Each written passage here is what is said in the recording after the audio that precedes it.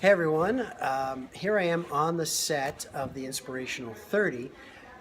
I've been getting a lot of comments and emails inquiring what's all the stuff up back here.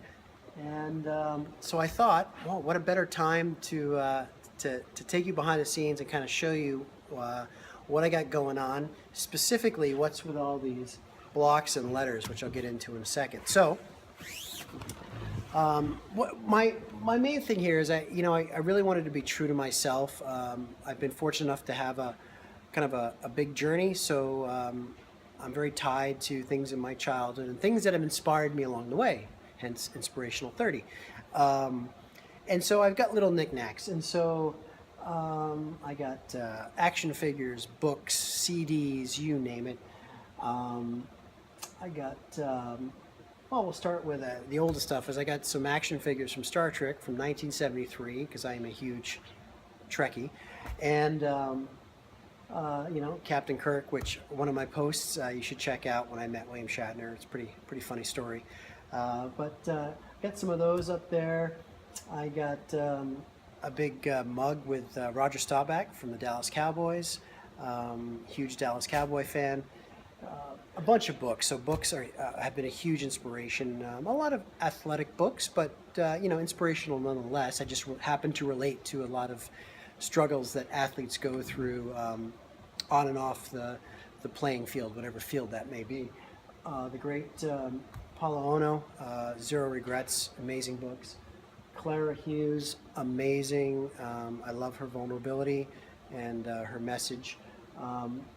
My main man, Rich Roll. So Finding Ultra has been the cornerstone of why I'm sitting here talking to you. I read Rich's book, and I'm 100% plant-based, and everything what I do in my day-to-day life, I've kind of modeled after what he's done with his Rich Roll podcast, and trying to emulate the message and the idea to be our authentic selves. So thank you, Rich. Krista Galoin, who I've met a few times, SFU alum. I was the head coach at SFU. I have her amazing book. Matthew Pinsent, who probably is my all-time favorite rowing hero. Amazing athlete, amazing man. Just incredible. Great story. The Amateur is another rowing book, which was the first book that I read way back when I got into rowing. Gary V. Vaynerchuk, crush it. He's just a machine and a beast, and I love his energy. And then just some knickknacks, some rowing knickknacks. I got pictures of, actually, the other day someone asked me the most defining point in my life, which is hard, right? I mean, how do you pick that? I didn't hesitate, and I said 1989, May of 1989. I was with a group of 8 other people. It was 9 of us in a boat. We came in second in the nation, and it was just, the trials and tribulations that we went through was incredible. And the journey was epic, and it's the reason why I'm sitting here, and it's just amazing. I have that medal hanging up there. And some other rowing medals that I'm proud of, as well as music is a huge weapon of mine. Music fuels me in everything I do, from training to being relaxed, to mindfulness, to aggressiveness, whatever it may be. It fuels me.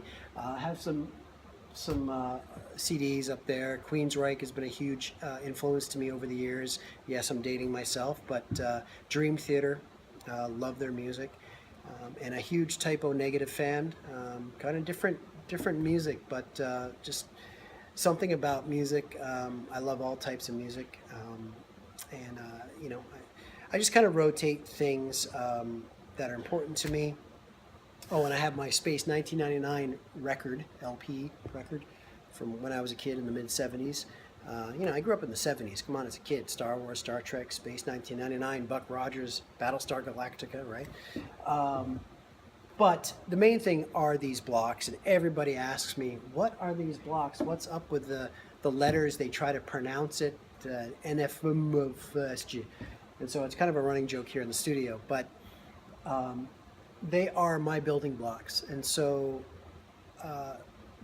again, the reason why I'm here and the message that I'm trying to impart to you is we are a sum of all our parts. And for me, those parts are 8 components or 8 pillars, building blocks, if you will, that have shaped me and that I try to live by day to day. They are nutrition, fitness, motivation, visualization, mindfulness, service, gratitude, and community. And that's what the blocks stand for, people. It's no ancient Egyptian hieroglyph. Those are the 8 pillars that I try to live by. It's kind of an octagon of structure that I've put together that focuses in on me being my most authentic self. So there you have it. There's a little behind the scenes of what's on Jim's shelf. I think that's what we'll call this one. Anyway, thanks for tuning in. I'm going to start to get back to do more posts in addition to my show.